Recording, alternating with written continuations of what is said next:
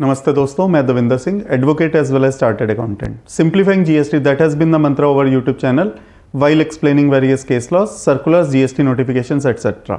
Friends, the case law that we are going to discuss today pertains to Section 65, Sections 161 and Section 73.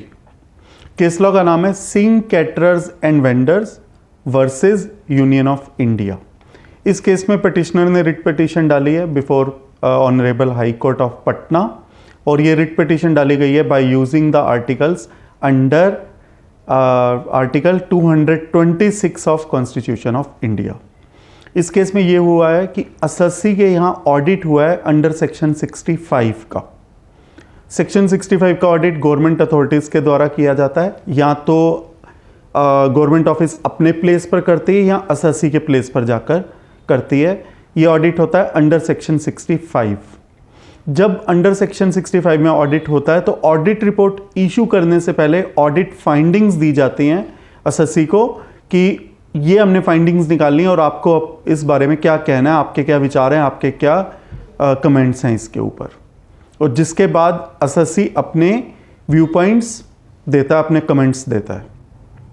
उन comments को consider करते हुए, उसके points of objections को observe करते हुए ऑडिट रिपोर्ट जारी कर दी जाती है ADT 02 में। This is the standard procedure, और इस केस में भी इस स्टैंडर्ड प्रोसीजर को फॉलो किया गया।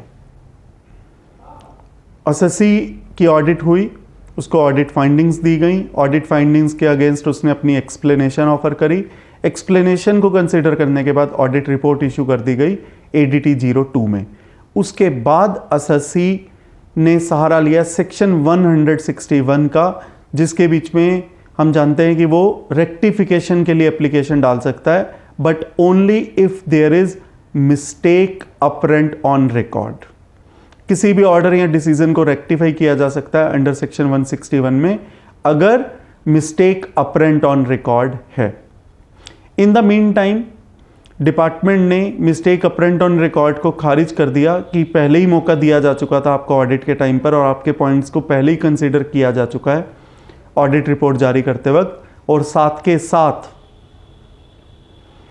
जो पॉइंट आपने रेज किया है, जो पॉइंट एसएससी ने रेज किया है, वो मिस्टेक अपरेंट ऑन रिकॉर्ड है ही नहीं। So if there is no mistake apparent on record, there is no use of section 161. Section 161 cannot be invoked in cases other than mistake apparent on record. In the meantime, department ने section 73 का notice जारी कर दिया। Section 73 जैसा कि हम जानते हैं एडजुडिकेशन प्रोसीडिंग से संबंधित है, और सेक्शन 73 का नोटिस जारी कर दिया गया to keep that show cause notice into abeyance, कि उसके ऊपर कोई एक्शन ना लिया जाए जब तक रेक्टिफिकेशन के ऊपर डिसीजन ना आ जाए। पिटिशनर ने हाई कोर्ट को अप्रोच किया, जबकि डिपार्टमेंट पहले ही कह चुका था कि मिस्टेक अपरेंट ऑन रिकॉर्ड तो ये है ही नहीं, तो कोई सेक्शन 161 यहाँ पर इन्वोक किया ही नहीं जा सकता।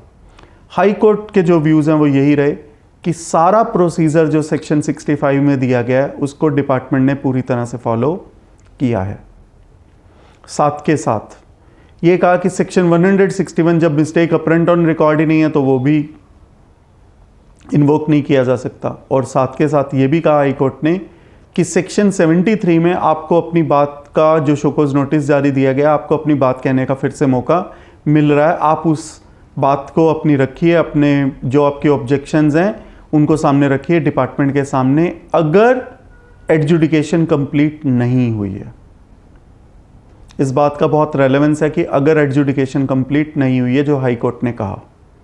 अगर एडजुडिकेशन कंप्लीट हो चुकी होती तो जो शोकॉज नोटिस के अगेंस्ट जो रिप्लाई देने की जो अपॉर्चुनिटी होती वो भी एसएससी की खत्म हो चुकी होती। तो उसके पास रास्ता कौन सा बचता? सेक्शन 107 का, जिसमें वो फर्स्ट अपलेट अथॉरिटी के सामने अपील फाइल कर सकता है। बट अगर सेक्शन 107 को अगर हम ध्यान से देखें तो वहां भी एडिशनल ग्राउंड्स ऑफ अपील्स नहीं रेज किए जा सकते। आपको उन्हीं ग्राउंड्स के ऊपर अपनी अपील को लड़ना होता है जिन ग्राउंड्स को आपने एडजुडिकेशन प्रोसीडिंग के वक्त सामने रखा है। तो अगर इस केस में अगर एडजुडिकेशन कंप्लीट हो चुकी होती और यदि एसएससी ने अपने पॉइंट सामने ना रखे होते तो 107 में भी उसको रिलीफ नहीं मिलता, वो नए पॉइंट सामने नहीं रख पाता अनलेस वो एक सफिशिएंट कोर्स को शो करता।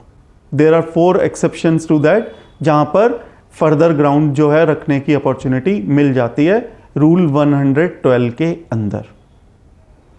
दोस्तों इस केस से ये क्लैरिटी, जो मैसेज हमें मिलता है, ये क्लैरिटी मिलती है कि अगर आपको शो कॉज नोटिस आया है और अगर आप रिट पिटिशन भी डाल रहे हैं तो अपने पॉइंट को सेक्शन 73 को, अपना जो आपका व्यू पॉइंट है वो जरूर समय पर ही एडजुडिकेशन प्रोसीडिंग के सामने, एडजुडिकेशन अथॉरिटी के सामने रख दें उन प्रोसीडिंग्स के अंदर, ताकि कल को सेक्शन 107 में नए पॉइंट्स का हवाला देकर कहीं ऐसा ना हो कि वो नए पॉइंट्स रख ही ना पाए।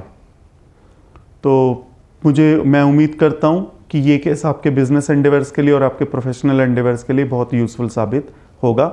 धन्यवाद।